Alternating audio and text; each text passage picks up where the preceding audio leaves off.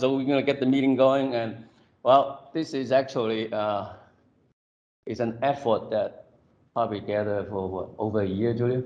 Yes. Right? Yeah. So because we try to, as a ad hoc committee, we work with the EVP RI office to see how we can manage core facility at UofL better.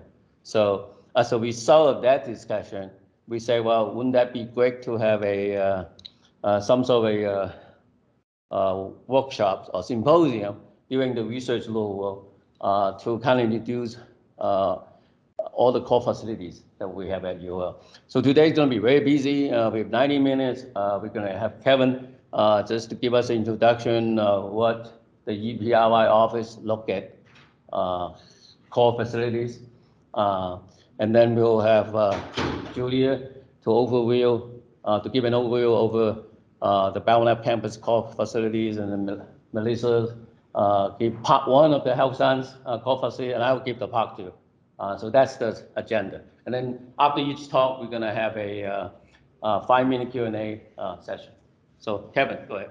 All right, good morning, everybody. Thank you, Chin, for the introduction. I think I know most of you. My name's Kevin Merton. I'm an Associate Vice President in the Office of Research and Innovation here at UofL. One of the primary missions of the Office of Research and Innovation is to support and build the infrastructure that our researchers need to do the world-class research that we do. And so I'm excited to be here to talk about core facilities today. As Chin said, got a lot of information to throw at you, and hopefully you'll be able to take some new knowledge back to the laboratory and take your research programs in new directions. So I'm going to spend a few minutes this morning talking about, from where I sit in an administrative office, the value that core facilities bring to the research enterprise, and how they contribute to the overall success of the university. And then as Chin said, I'm going to provide a brief update on some initiatives that have been going on over the last year to really re-envision how we're supporting our core facilities here at UofL. So I want to start out this morning and talk about what it takes for UofL to be a research powerhouse. Hopefully everybody recognizes that UofL is a world-class research institution. We're a Carnegie R1 university, $200 million of expenditures. So that puts us in the upper crust of research universities in the US. It takes a lot to be a great research university, and it's taken 25, 30 years for us to get to where we are today. It's going to take a whole lot to keep us where we are and to keep us growing.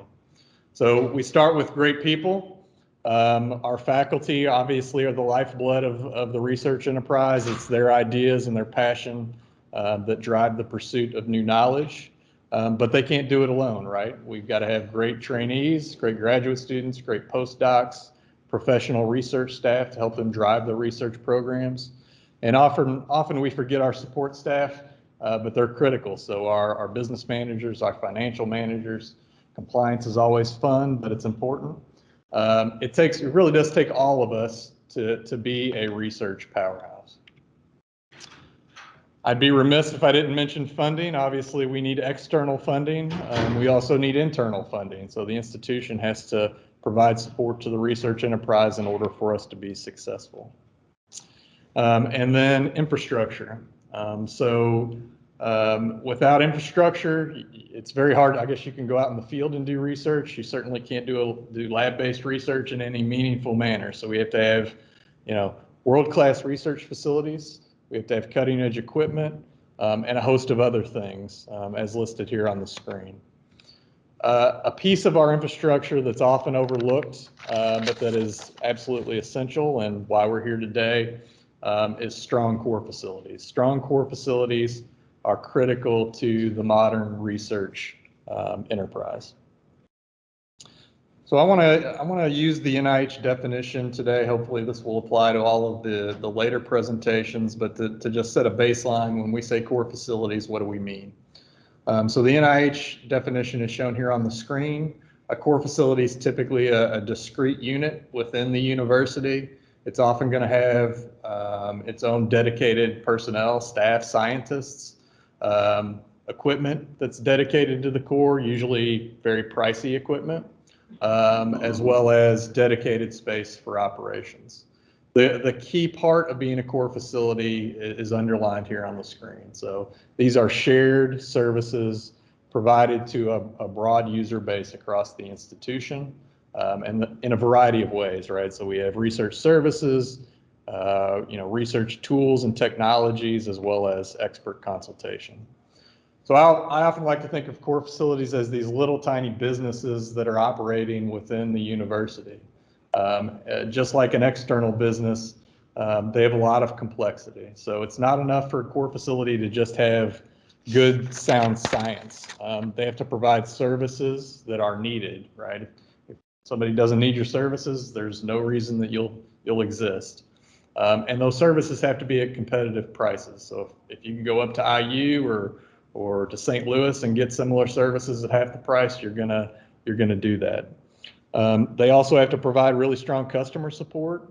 Like a small business, they need to advertise and market their services, at the end of the day, to continually attract a new user base.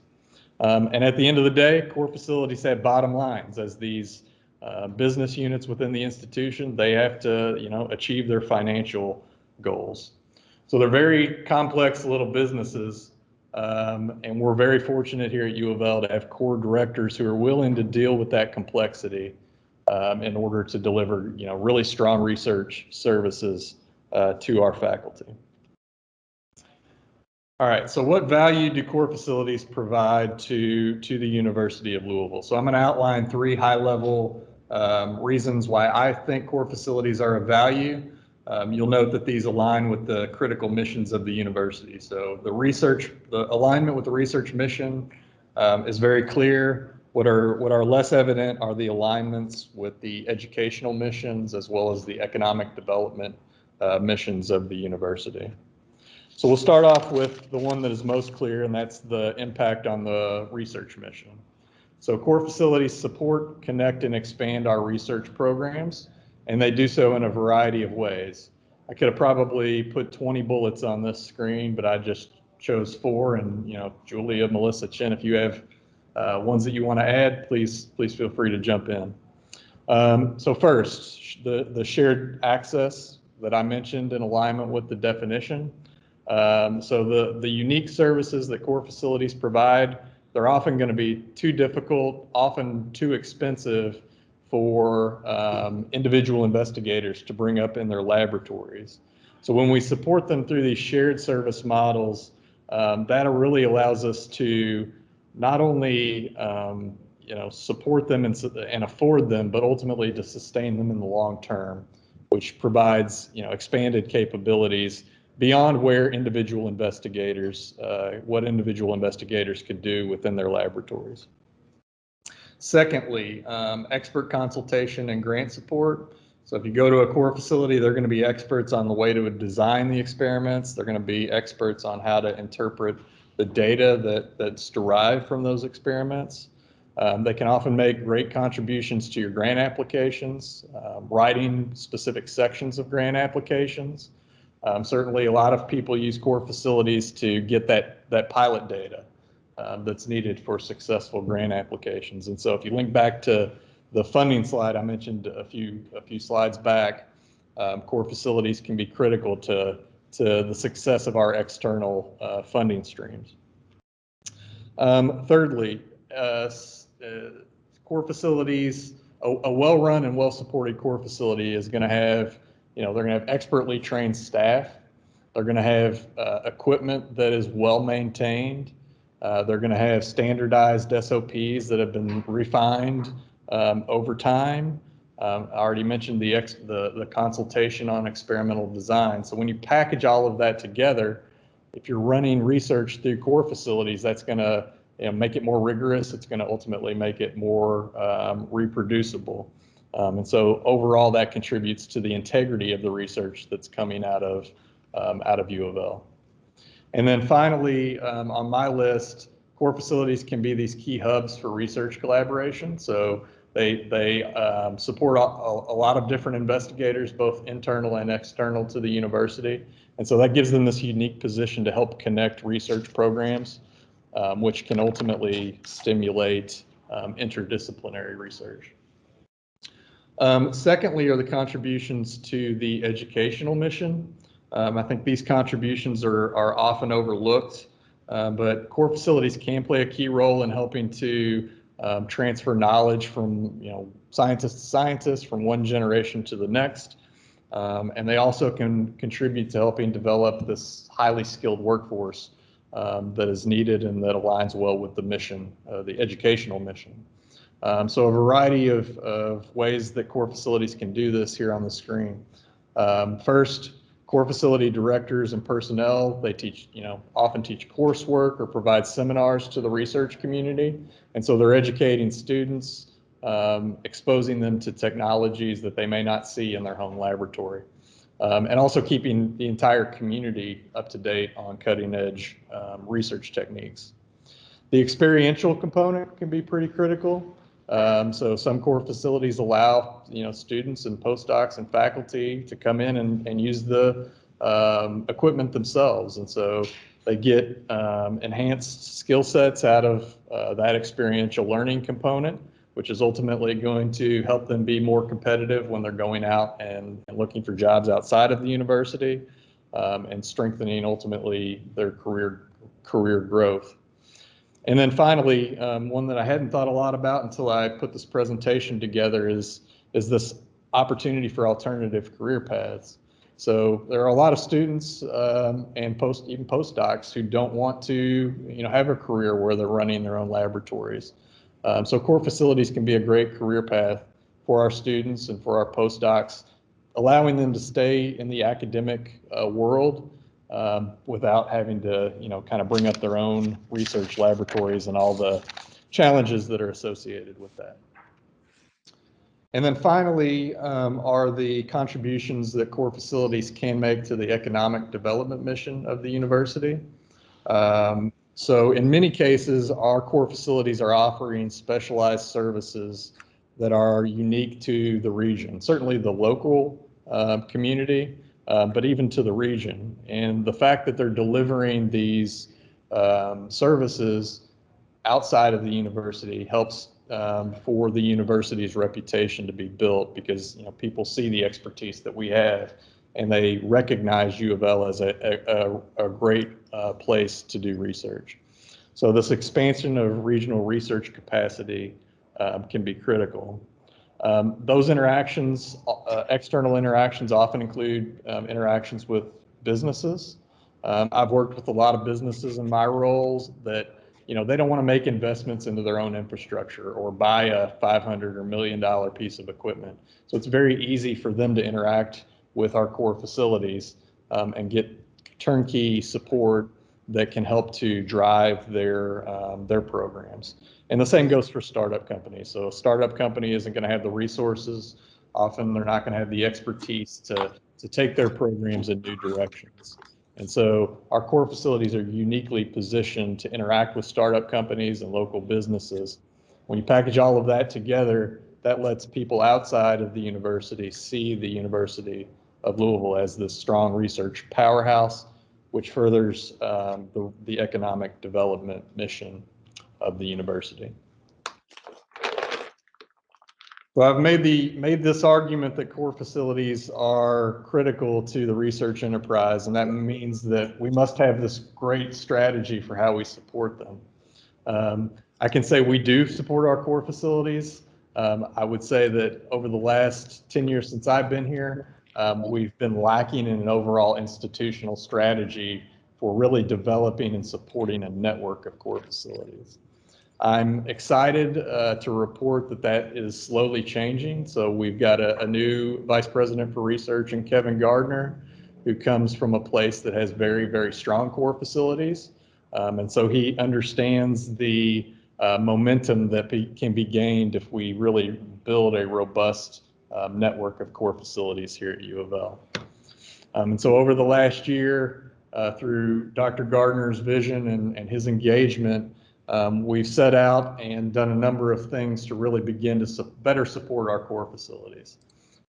So just a brief summary of some of the work. So we've developed an internal work group that has been meeting over the last year, developing reports and roadmaps for how core facilities, what types of support core facilities need. We also brought in an external advisory committee from with experts from Virginia and Pittsburgh and Northwestern, and they provided us with some information, kind of analyzing where we are today and where they see us needing to move. And then our internal group has recently put another report together that outlines a 12 to 18 month plan to really begin to build a strong foundation for the future. A key part of that plan is going to be hiring a new individual within our office whose job it is to oversee and support and work directly with core facilities. So Dr. Gardner's indicated we're going to go ahead and search for that position in early calendar year 22. And once they get here, they have a lot of work to do to continue to build that foundation and then to work with our core facilities to develop a longer term strategy. So we're moving in a really good direction under Dr. Gardner's leadership here in the last year. I'd be remiss if I didn't mention some grassroots initiatives. Dr. Aversold has done a wonderful job over the last year putting together a program. We're meeting monthly with our core facilities virtually, basically to allow our people here at the university to understand what we have. And you're going to learn about some of these things today. So this grassroots initiative is really helping to build awareness and collaboration. And so not only is the institution moving in a good direction, but we're getting a lot of great work and leadership from Julia around our core facilities. With that, I will stop and happy to answer any questions. I'll hang around after the session today if anybody would like to chat as well. Hi, I'm Dr. Luz Langton-Moskowitz. I'm the director of the Community Engagement Corps for our P30. I was wondering if you could shed some light on your thoughts about the community engagement part of a core facility. It's not the traditional sort of analysis or biorepository services, but it does serve the Carnegie designation that we have and community academic partnerships. So I think for our institution in particular, with our anti-racism sort of policy, how do you see that fitting into what you've outlined in terms of research, education, and economic mission? So the community engagement mission is a critical piece of the university. Certainly we have the not only the Carnegie R1 research designation, but the Carnegie community engagement aspect as well. So I hadn't put a lot of thought into it. I think it's something we need to consider, and certainly would like to speak to you to learn more about how you see that fitting in. I don't think it's really come up as part of our discussions over the last year. Julia? One of the things that I can add also is that it would probably be good for to have direct discussions to talk about how the cores are interacting with the outside community, outside research institutions in those respects. But one of the premises that we are moving forward with is, I mean, we've got other initiatives for more of an outward type of approach, but one of the foci that we're working right now is getting our house in order so that we have a good platform established. We are a website built and so forth. But I think in discussions, talking with the Corps, saying, okay, how are you engaging, and then bringing that awareness, from your aspect, would probably be a good way to interact with that. I agree, because some of the language you were using does apply to us. So you were talking about building a research base, strong community support, prioritize needed services. So I don't analyze samples, but I do provide a lot of community service and outreach. So there is fit, it's just not the typical way. So I think there's a lot of overlap and connection that can be made. Certainly, if we're making the argument that our core facilities need to be engaging with external partners, there are principles that you could probably help us build into the foundation that I'm talking about, so that our core facilities can kind of have a model for outreach to external partners. So it's not something we spend a lot of time talking about, but I think it's very interesting. I think we could definitely leverage your expertise to help us get out of our own heads and ensure that we're doing the right thing. Louisville and actually have the P30 and the center grant a lot with the connection and actively different groups. Yeah, would like to follow up with you.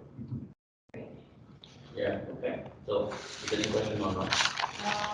Okay, then.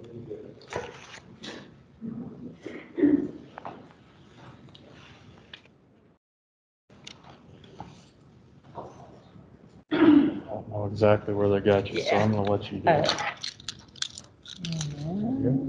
All right. Oh, we do the last There. one, that's right. Yeah.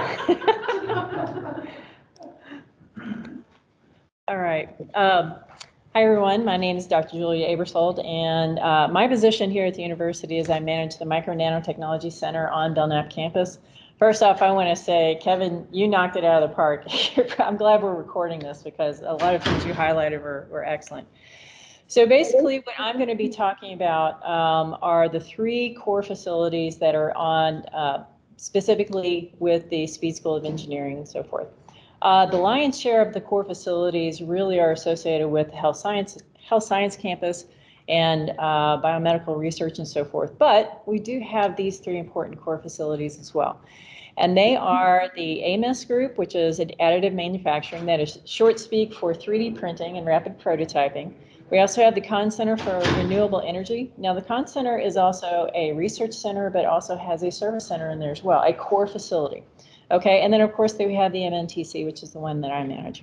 So I'm going to start with the top of the 3. AMOS is basically, and also if you haven't muted your mic, if you could please, we can kind of hear you.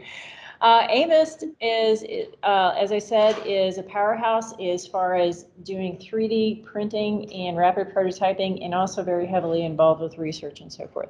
So I'm going to be talking, when I go through each of these, there is going to be a little bit of overlap as far as talking about the research center and also the cores, but I'm going to be focusing primarily on the cores, okay? Each of these 2 offer services to where you can reach out and do research, or you can do very simple things. You can say, hey, I need for you to print this little thing off for me, those kinds of things. So dealing specifically with AMOS, that we have, they don't just work in, like most people think of like the regular 3D printer. It's like, it has a head that moves around, it squirts out some kind of liquid plastic or something, and then it builds something from there. 3D printing has gone way beyond that. So yes, they deal with polymers, but they also do metal depositions. They also have a machine shop, a design studio, and also characterization. I am definitely not going to go through this entire slide. There are a lot of capabilities here, and I do believe that the presentations are being recorded, and also the files are available as well. Just reach out to us, and we'll be happy to give a lot of this to you. So here are some of the research examples that the AMOS group has done. So when COVID hit, of course, there was a shortage of a lot of things. Okay, so one of those things that they were able to assist with was printing the 3D printing the swabs and also face shields. Also in an area that's definitely applicable to my world and so forth is microfluidic channels, and then also 3D printed tissues. Of which I've already seen some posters that are out here for Research Louisville, and also lightweight titanium parts. And again, especially in the metal areas, 3D printing has really grown. An enclosure for an electronic nose, and then the last example here is a 3D printed model. This was, from my understanding, this was a CT scan of a heart, and the file was converted over and then printed in a plastic polymer so that the surgeon, as they were going in, they would have a much better understanding of how to perform this tricky surgery that they were going to undergo. So moving on to the next service center.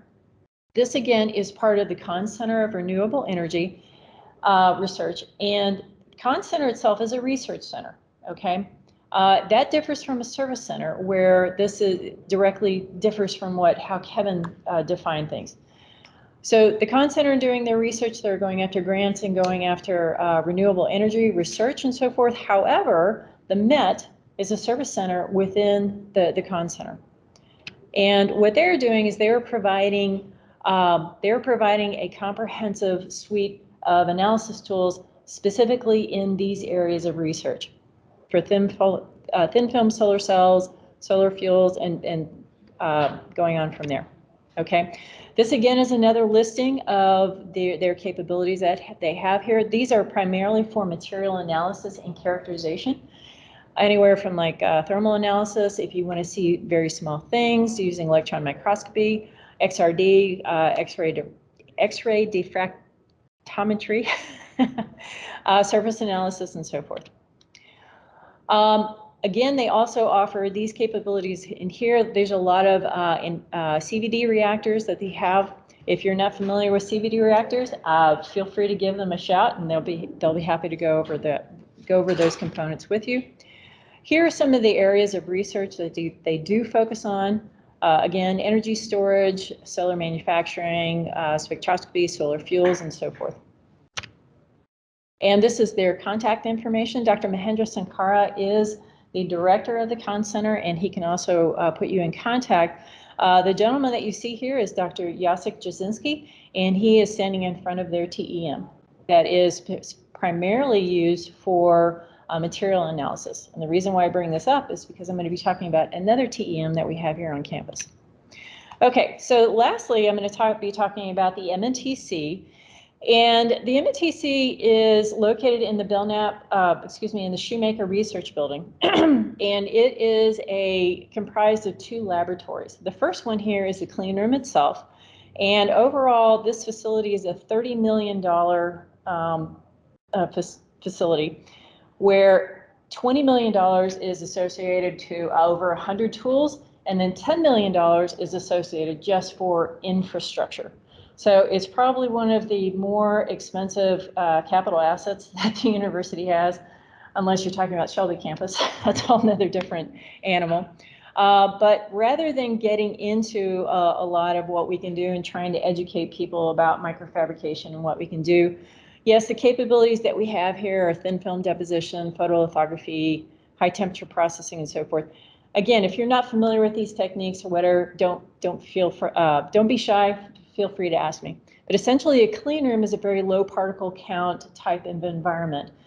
We are dealing with designs that are so small that the dust that is traveling through the air can ruin the designs that we're working with. So that's why we're wearing these bunny suits, and we have high filtration and such large infrastructure capacity. So here are some of the research examples that we do within microfabrication. And that is, we can develop lab on a chip. We do reverse engineering of chips, and we actually have a client that comes in from the outside. They want to know how this one customer chip works. So what they'll do is they'll come into our lab and they'll start stripping off all the packaging, and then they'll start looking at what that chip looks like. We also do a lot of work with biomedical research. This is an intraocular pressure lens. Also gas detection, retinal implants, microfluidics. The interesting thing about the clean room facility is that it is not geared towards one area of research. It covers a blanket of areas from medical, bio, to defense, environmental, all kinds of areas of research. The MNTC currently supports each year anywhere from $18 to $20 million of research.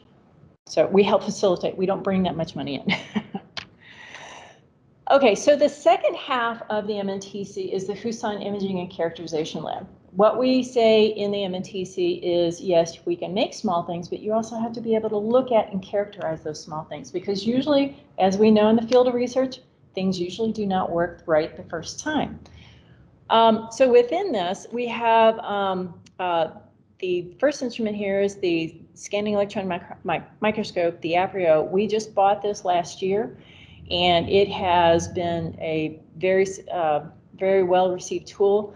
The interesting thing about this that is directly applicable towards biomedical research is that we can take your ooey gooey cellular type structures and so forth, and we have techniques of way that we can see those items on a micron scale. And when I mean micron, I mean micrometer or even nanometer scale, okay?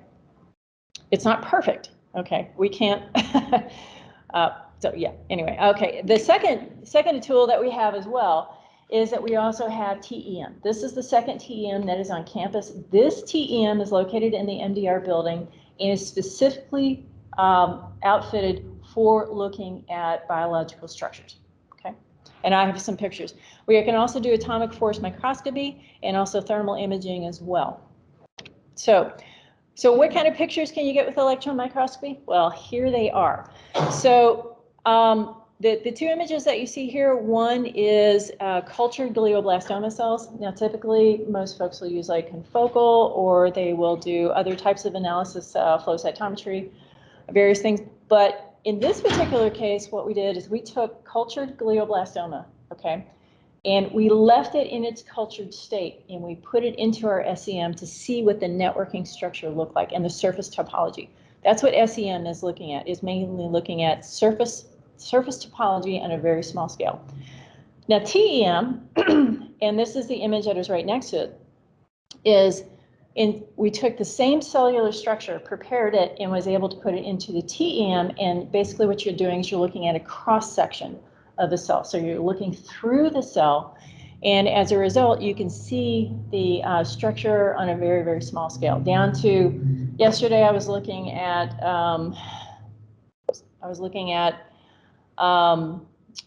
exosomes and extracellular vesicles at like 100 nanometers. And also was looking at liver hepatocytes down at like the 2 micron level as well. So here's some additional images. These are really neat. And the reason why I'm kind of showing these in particular, because this is geared towards organics, because Research Louisville is very heavily geared towards organics. So with that, the last thing that I have here, and I hope I'm not running out of time, is that little commercial here. We are offering through Kentucky Inbray, okay, vouchers to perform electron microscopy for you, okay? And this is basically meant as a startup to help provide information or images or analysis that you need so that you can go after that grant proposal, so you can go after some, yes. And now on this, yeah, go ahead and feel free to take a picture.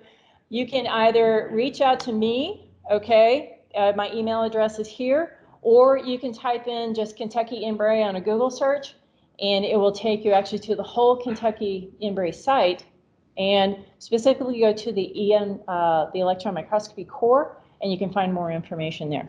But this is being awarded across UofL UK and WKU with an award of 3, potentially 3, maybe more here at UofL. So deadline is December 20th. Okay, and that's that. So, all right, any questions?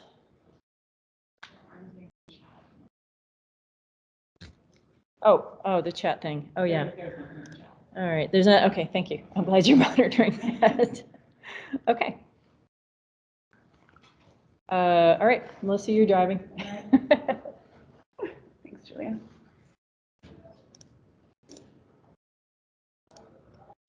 All right, so I'm going to start our rapid fire review of the core facilities, biomedical, mostly focused core facilities on the health science campus.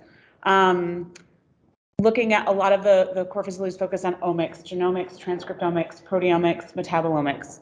So I want to start with a little map. So we are here in the CTR building here today. 2 of the facilities I'll talk about today are located in this building, the Genomics Corps and the Functional Immunomix Corps, which is part of the Cancer Center Cobra. There are a number of core facilities located in the Baxter paired buildings. The Delia Baxter building includes the Diabetes and Obesity Center, as well as the Sequencing Technology Center. And behind Delia Baxter is the Donald Baxter building, where the Proteomics Corps and the PRI Corps are located. Additionally, the School of Public Health is located on Gray Street, and that's where Dr. Rajka's Bioinformatics Corps is located. And lastly, I'm going to review the Cream Corps, which is actually not on the Health Science campus, but does a lot of similar functions there on the Belknap campus. So I'm going to start with the sort of beginning of the central dogma of biology, looking at genetics and transcriptomics. And we do have 2 sequencing facilities on campus that are entirely complementary. So the first is the UofL Genomics Facility, led by Wolfgang Zacharias and Sabina Weigel, and they run the Illumina instrumentation for genomics. So this instrumentation is focused on short sequencing reads, but millions and millions of them. That type of data allows you to look at gene expression with highly statistical significance for differential gene expression, and allows detection of rare variants, say in a viral population, which has been something very popular lately. The other sequencing core on campus is the one that I lead. with the help of Elizabeth Hudson, the UofL Sequencing Technology Center. We're relatively new on campus.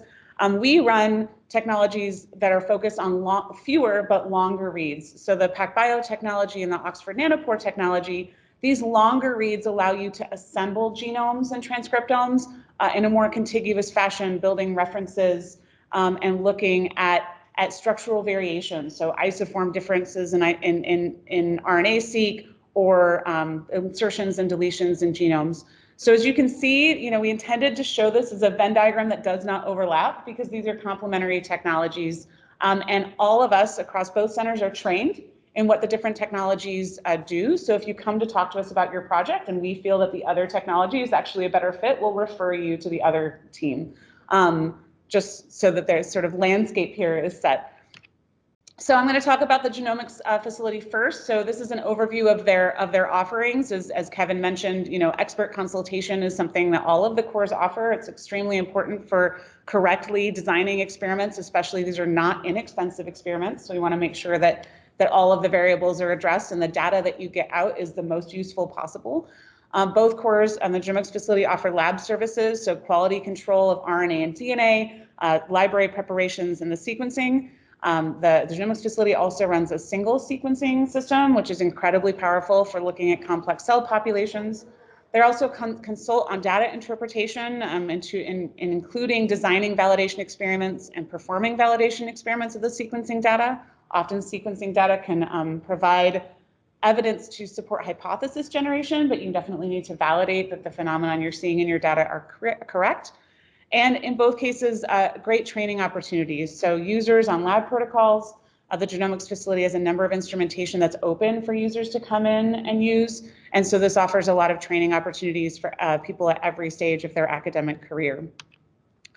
As far as the equipment that they house, again, the Genomics facility focuses on the Illumina next-gen sequencing platforms. They use both a MiSeq and a NextSeq.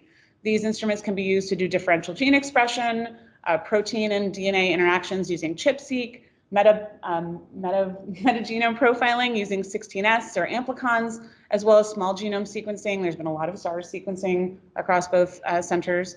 As I mentioned, they have a 10x single cell platform. This is an incredibly powerful single cell transcription or amplicon-based sequencing tool. You're able to use this technology to identify single cell signatures in heterogeneous cell populations. There's also newer protocols that allow you to do multi-omics, so you can tag specific cells with protein signatures and then look at the transcription that's happening inside of these cells.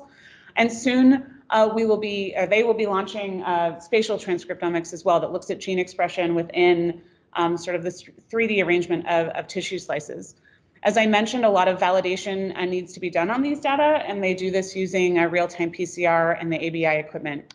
There's other small equipment that are available to researchers. Many of these are available for researchers to come in and use with their own hands. These include a lot of QC instrumentation for RNA, DNA, the bioanalyzer, the nanodrip, the nanodrop, the qubit, as well as a tissue dissociator with the GentleMax, a live dead cell counter with the Countess, and sonication of DNA with the Covaris.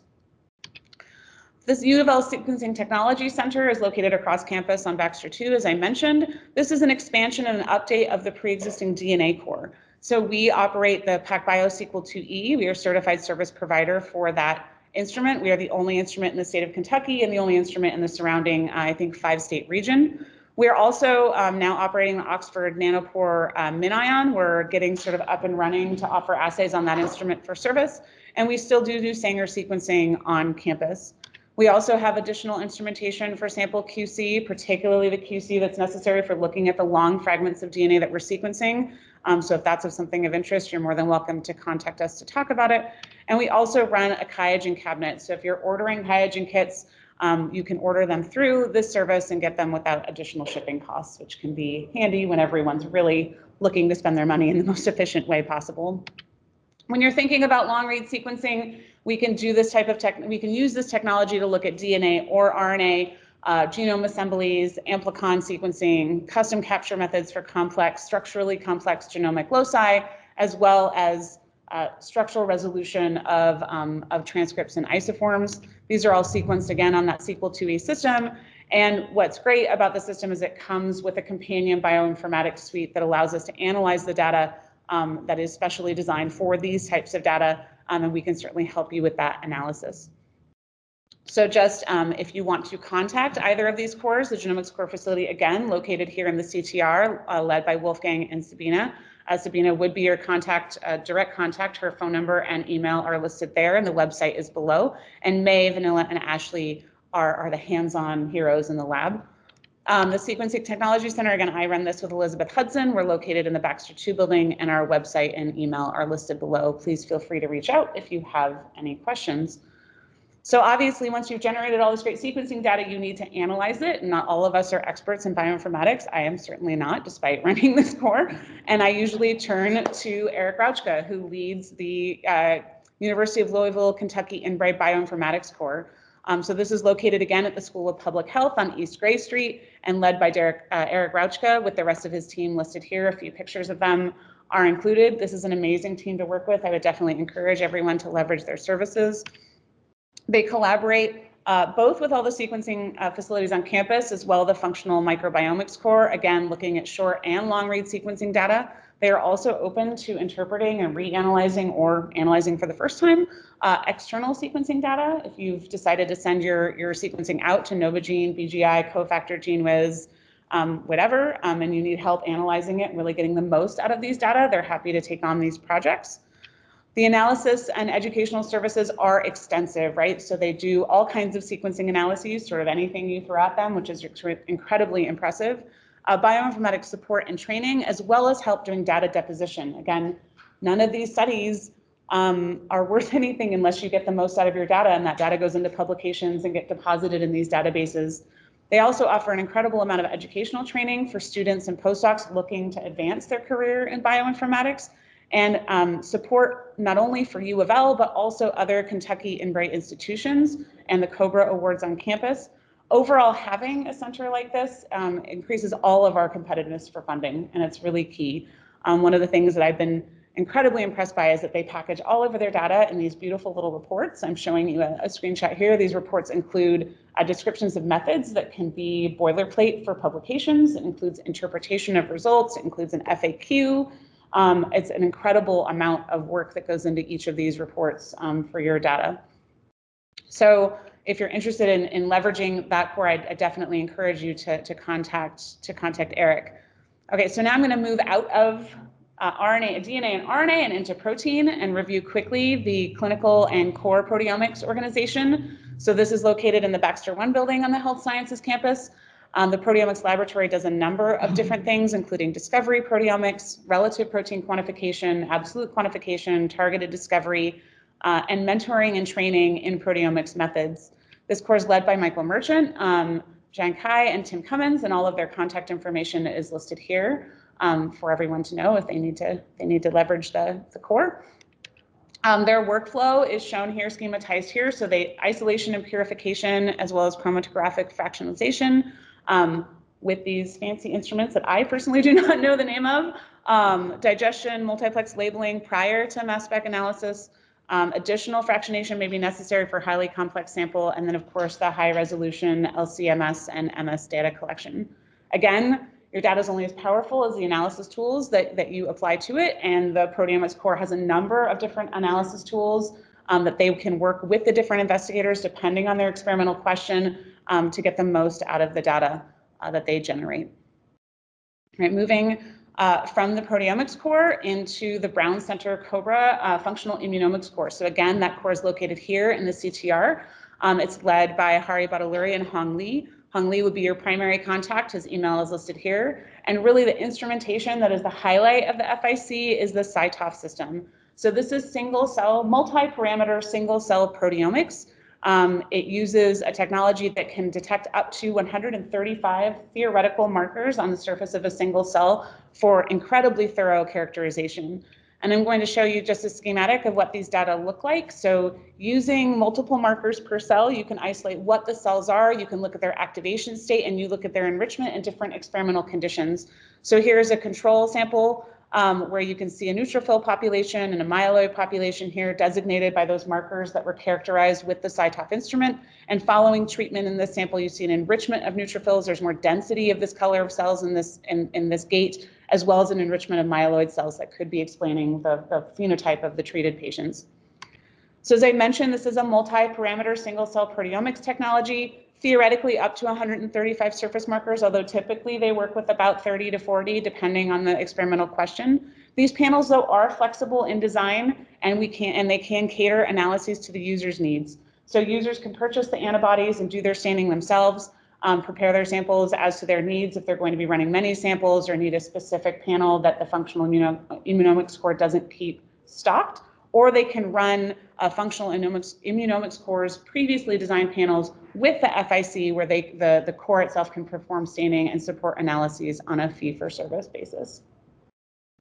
All right, moving a little bit away from just protein characterization and into metabolomics and physiological phenotyping. I'm going to quickly go through some of the offerings from the Diabetes and Obesity Center Core. This is led by Steve Jones. It's located in the Baxter 2 building. Dr. Jones's email and social media here is listed. Again, there's many offerings that the DOC offers. We're going to highlight just a few here today that may be the most interesting for the people that are on this call or in this room. That includes animal phenotyping, ultrasound services, flow cytometry, a few different microscopy techniques, as well as stable isotope resolved metabolomics, which I now realize I took the slide out of in interest of time. But if you're interested in that, please reach out to Dr. Jones. Again, they have an incredible animal facility for looking at phenotyping.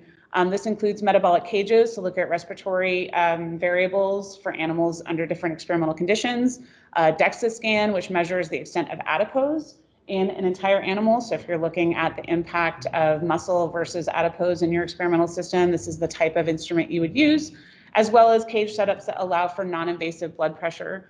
They're very focused on cardiac research, so they have also an extensive ultrasound services suite that's, again, primary focus is the evaluation of cardiac function with these different variables listed here, but they are very open to discussing different experimental designs.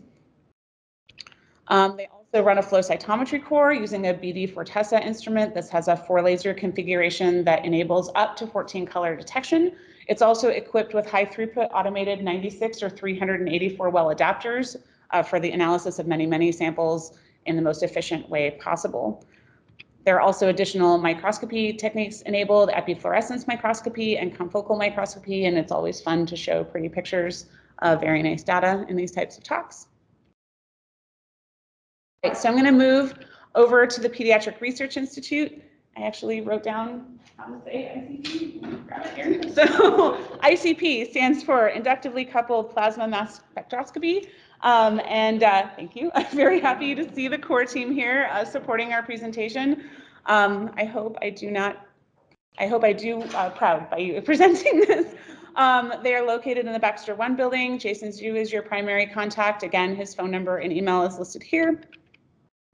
The ICPMS is performed on the new Agilent 7800 system with the support of auto samplers and workstations. So ICPMS is a method that is used to identify metal composition within a sample. What's amazing about this system is that you can look from a very small sample amount, less than 5 milligrams or 50 microliters of different types of samples, tissue, fluids, cells, plants, soil, etc., at the complete metal composition.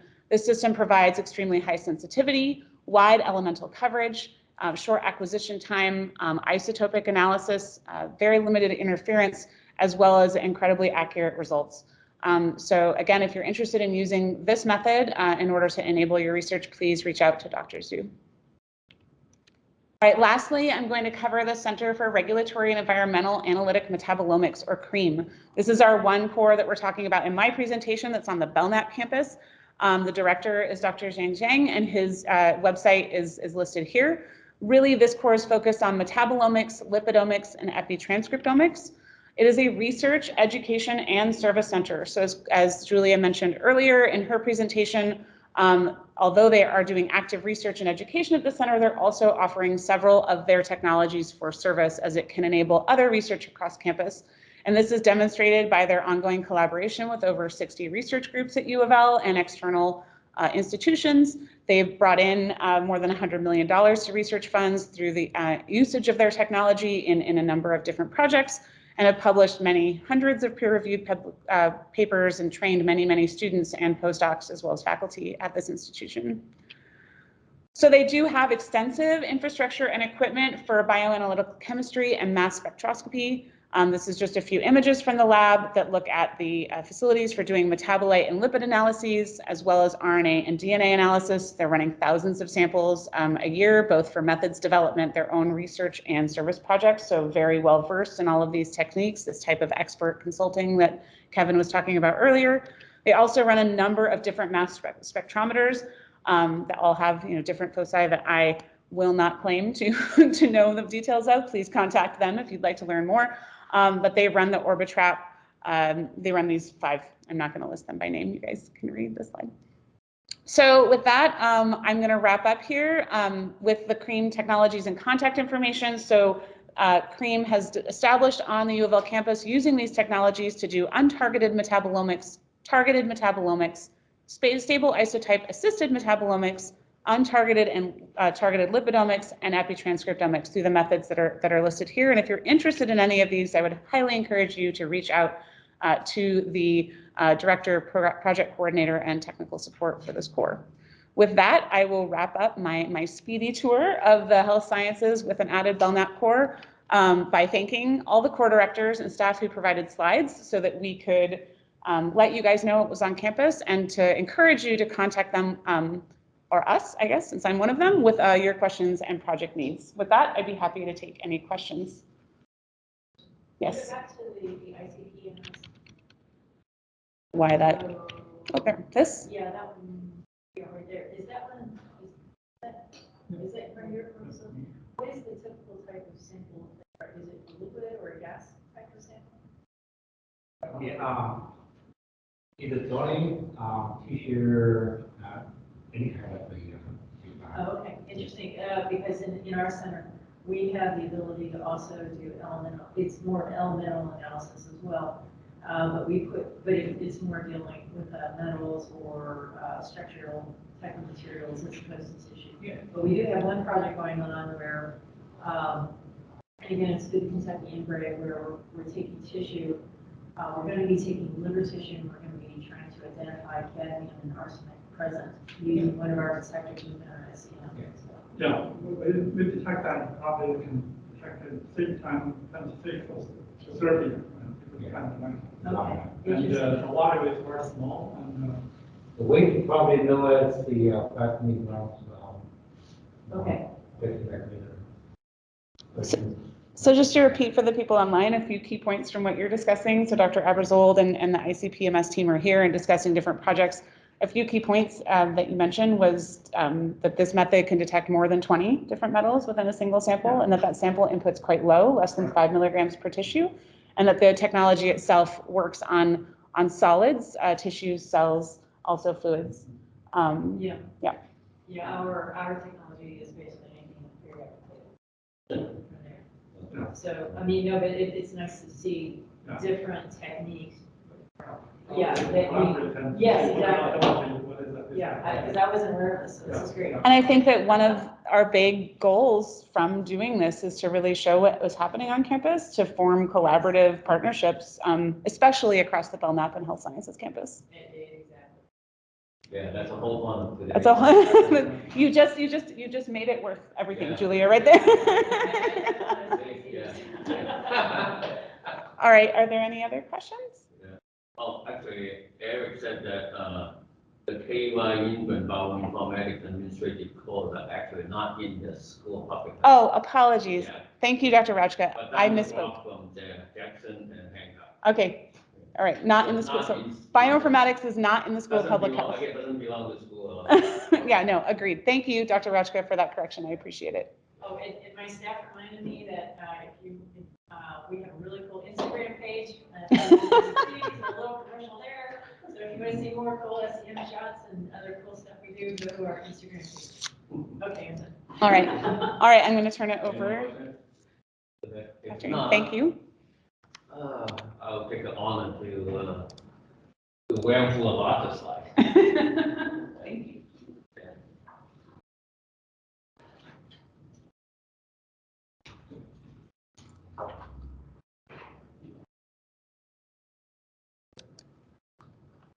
So,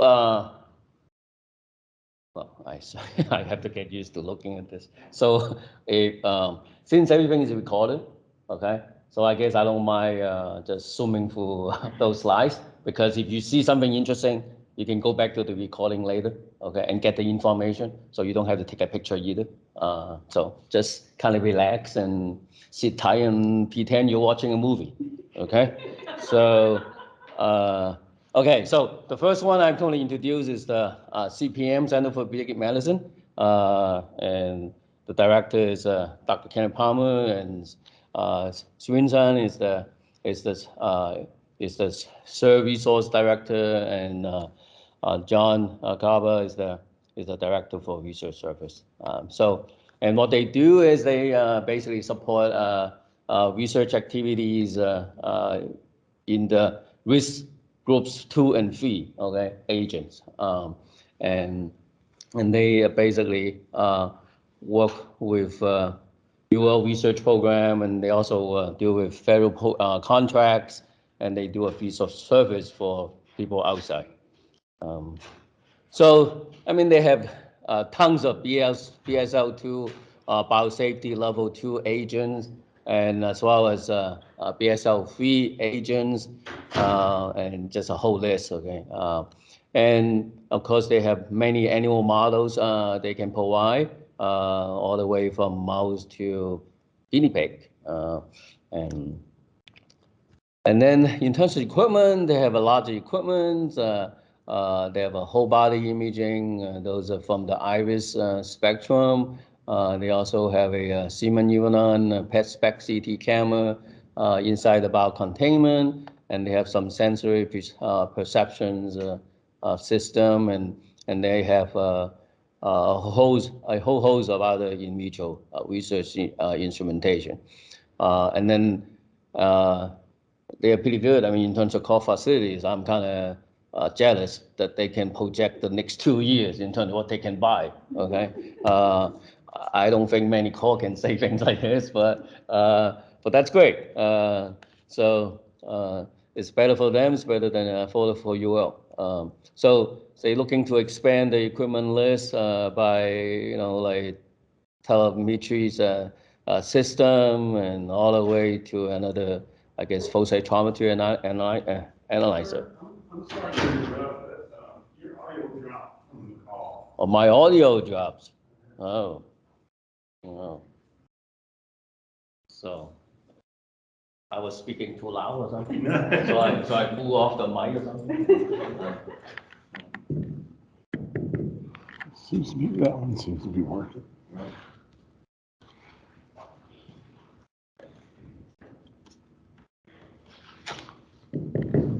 That's okay. I'll go check and make sure. You go check. So I should not talk until you're okay. Okay, so, well.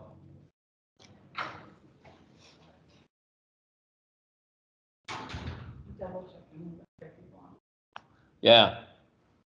Can you guys hear me online? Hello? Yes. Yes, we can. Oh, you can. So okay. So I'll continue. I'm gonna keep talking then. So okay.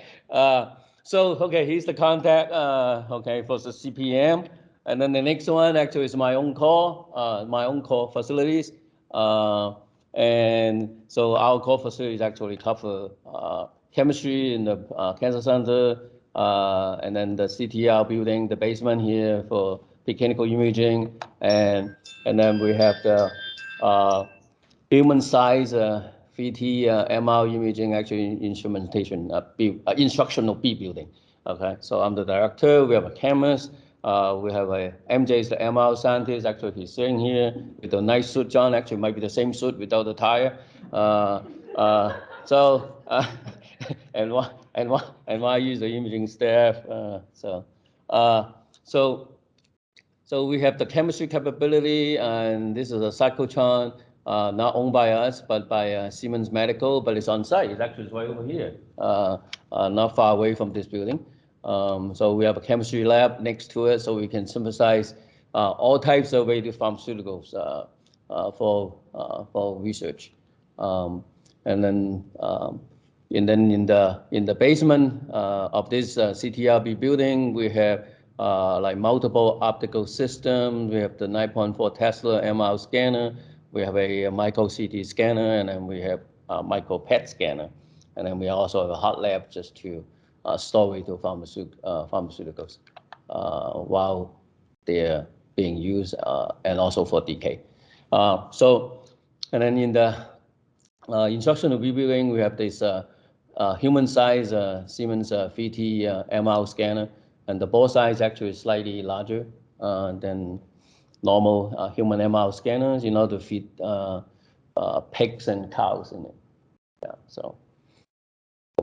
And the whole point about this is actually about translational research, because we already have all kinds of equipment in the clinic. So what we want to do is we want to develop technology that in animals, so with the eye, you know, onto translational for clinical imaging. So this is actually a statement that coming from the Stanford website. So molecular imaging is for visualization, characterization, and quantification of biological process, actually in intact living subjects, okay? So including patients. So another nice thing about that is you can study the biological process in their own physiological authentic environment, okay? So you don't perturb the system, so-called. Because you know that there's a lot of stuff going on actually even within the cell. But if you remove the cell from the body, you also remove other things. So you leave the body intact so you can interrogate the biological process in a more authentic environment. So here's some examples. Example number one is this is actually the micro CT image. And this is actually to demonstrate the enhancements of carnosines to improve the vasculature after ischemia.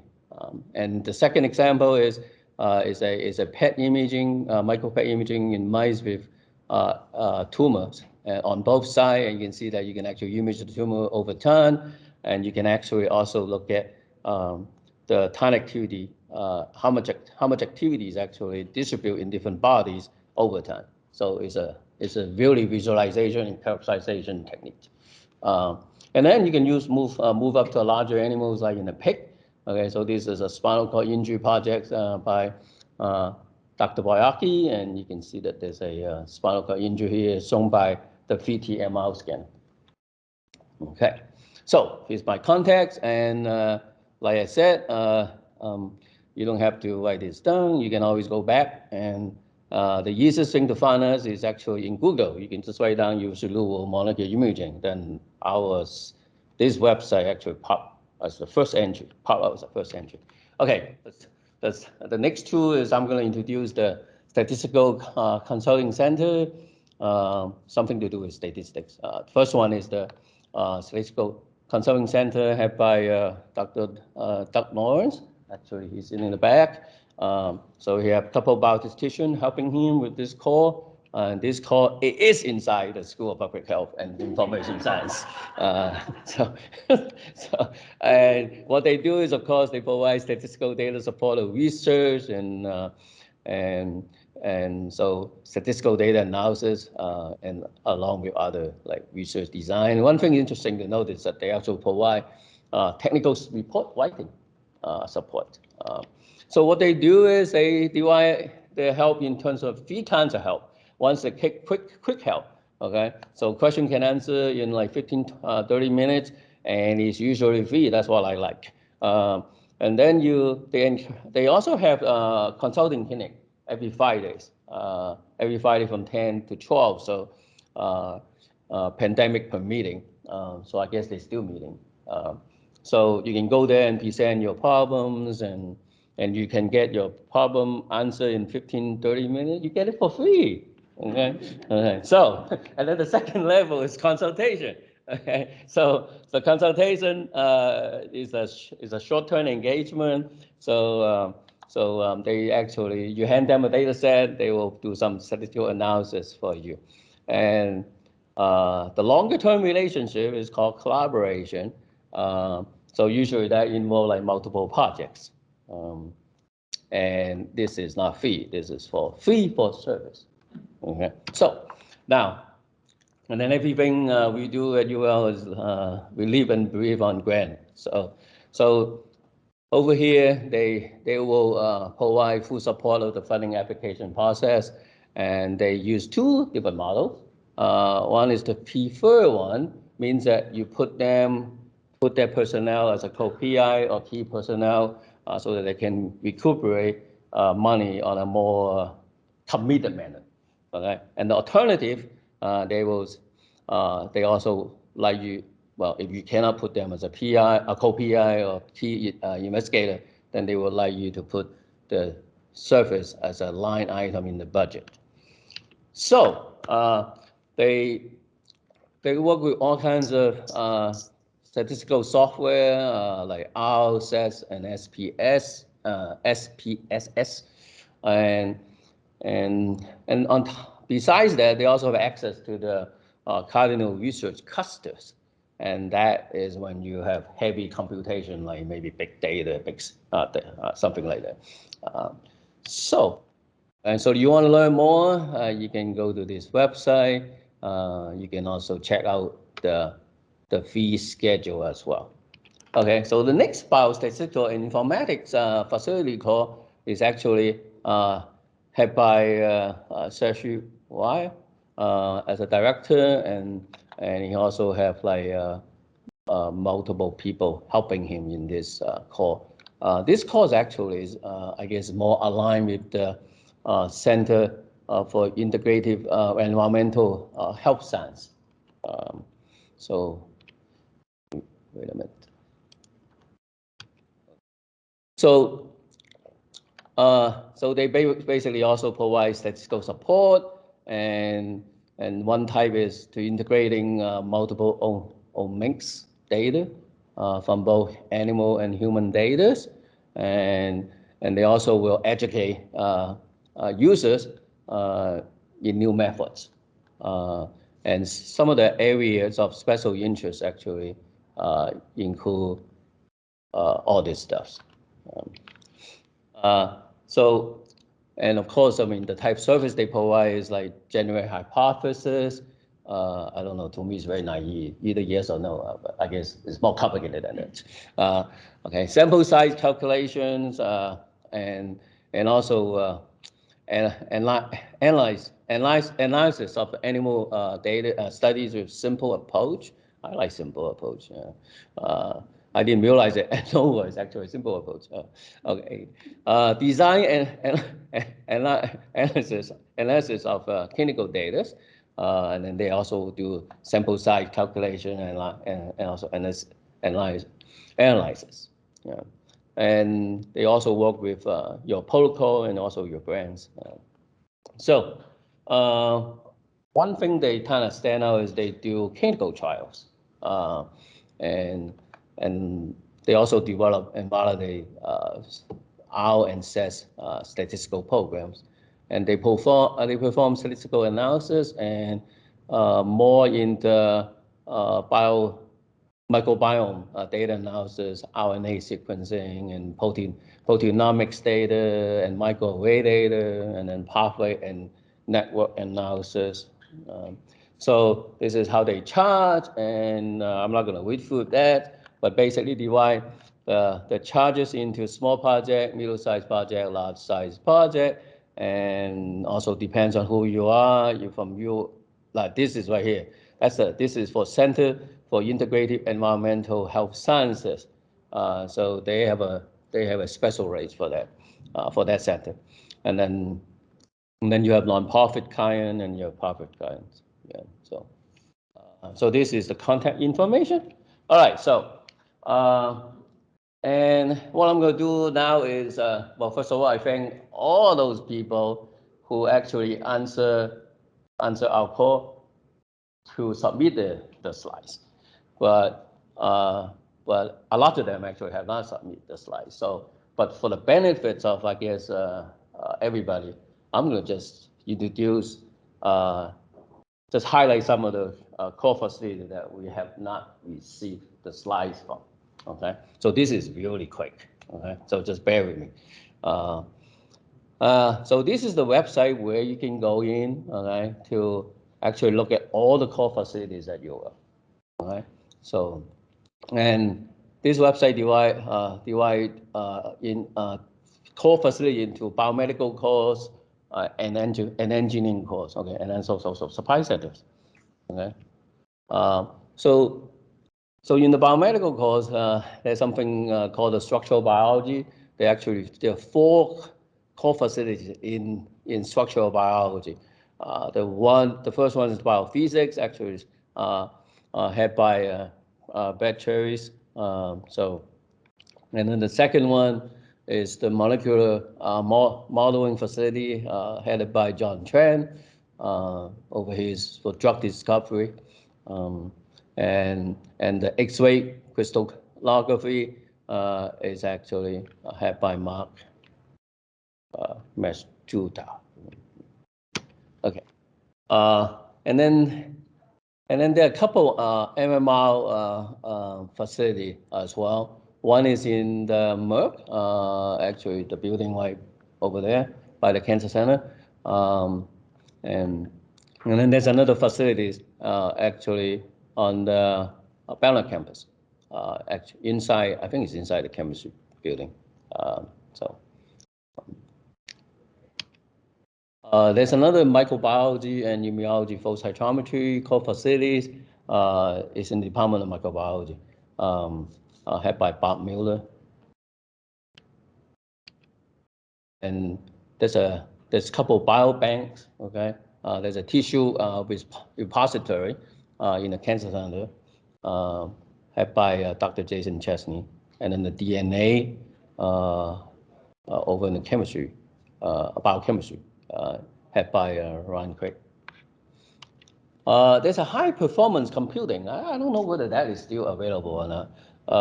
It is, but It's not really functional, but they list there. Okay, No, so it's functional, it's just not really a core. oh, it's not really a core. Okay, it's functional, but it's not really a core. But okay, but it was listed. Okay, on the website. So okay, so you can check with them. This is the Cardinal Research Cluster. Actually, that might know more about this because you're using it. So yeah, so okay, so that's another thing. The supply centers. They offer researcher, okay, free or significantly reduced shipping charges, okay, and can stock popular products. So if you need something real quick, you might be able to go there and grab it, okay. And we did it before. So here's a list, and that's also a UL stock room. Yeah, my UL, yeah, it is UL stock room. So you can actually, there's a whole list of stuff that they have actually. So. Let's see. Okay. Now I also got. I was having fun. I was looking at. I was Googling and look for other research courses, and I found this one and I forgot about it because at one time I almost used it. It's the pathology core research lab, and I think this is in the MDR building. So they provide us the standard, pathology, lab works on either, like formalin fixed or paraffin embedded or frozen tissue. Okay, and they also offer optimization of antibodies. So another one is actually the Kentucky Spinal Cord Injury Research Center. They have like 5 different core facilities in that research center. So anywhere from project development, surgery, animal care, behavioral, electrical, physiological assessment, cell and tissue imaging, and histology, and human translational studies. So that's all, and I probably left out some. There are also some are coming up, like for example, the microbiome Cobra grant that you all have just received. I think they're gonna probably have some core facilities gonna show up soon. And I try my best. So, well, that's it. So that's it. And again, thank you for all you come here in person. And also, thank you for all those listening online. Right? And thank you for giving us all the slides. And we're sorry that we didn't go for every single word on the slides. If we made any mistake, okay, so just please accept our apologies. Okay, it was not intentional. It's just lack of knowledge. So, but it's been fun. Okay, so thank you. Any questions?